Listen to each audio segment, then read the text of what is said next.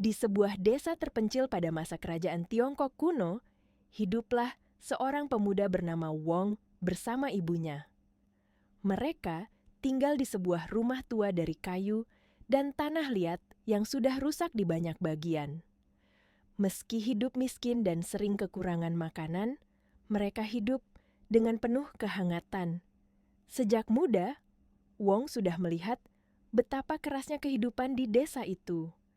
Kelaparan, tanah yang tidak subur, dan kemiskinan yang tak kunjung pergi membuatnya berpikir bahwa masa depannya tidak bisa bertahan di sana. Dengan berat hati, ia memutuskan untuk merantau ke kota demi mengubah nasib. Saat hendak pergi, ibunya berdiri di pintu rumah, menangis sambil merelakan kepergian anaknya. Wong berjanji bahwa ia akan kembali membawa kehidupan yang lebih baik. Di kota besar, Wong bekerja siang dan malam, mengambil pekerjaan apapun, mengangkat barang, bekerja di pasar, hingga membantu di bengkel besi. Tahun-tahun berlalu, dengan kerja keras dan kecerdasannya, Wong naik posisi membangun usaha dan akhirnya menjadi pria sukses dan terpandang. Karena dedikasinya, ia kemudian dipercaya pejabat tinggi kerajaan dan diberi wewenang sebagai pengusaha kerajaan, jabatan yang sangat dihormati pada masa itu. Ketika usianya mencapai 30-an, ia memutuskan untuk pulang ke desa.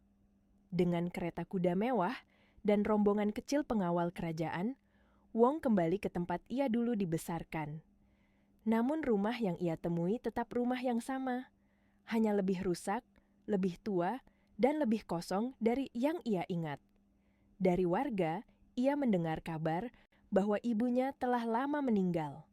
Kesedihan menghantam dirinya. Dengan wewenang resmi yang ia miliki, Wong mengumpulkan seluruh warga desa di alun-alun. Para warga yang melihat pakaian mewah Wong, pengawal kerajaan, dan surat perintah kerajaan yang ia bawa, segera menyadari bahwa Wong bukan lagi anak desa biasa. Dengan suara tegas, Wong memerintahkan, "Hari ini, semua makam leluhur desa harus dibersihkan. Siapa yang mengabaikan tugas ini akan dikenai hukuman kerajaan." Warga pun taat, baik karena takut kepada wewenang kerajaan, maupun karena rasa hormat yang muncul setelah tahu Wong adalah putra desa yang kini berhasil. Semua kuburan dibersihkan, rumput dicabut, tanah dirapikan, batu nisan digosok. Hanya satu makam di kejauhan yang masih tertutup semak belukar. Wong berjalan mendekat.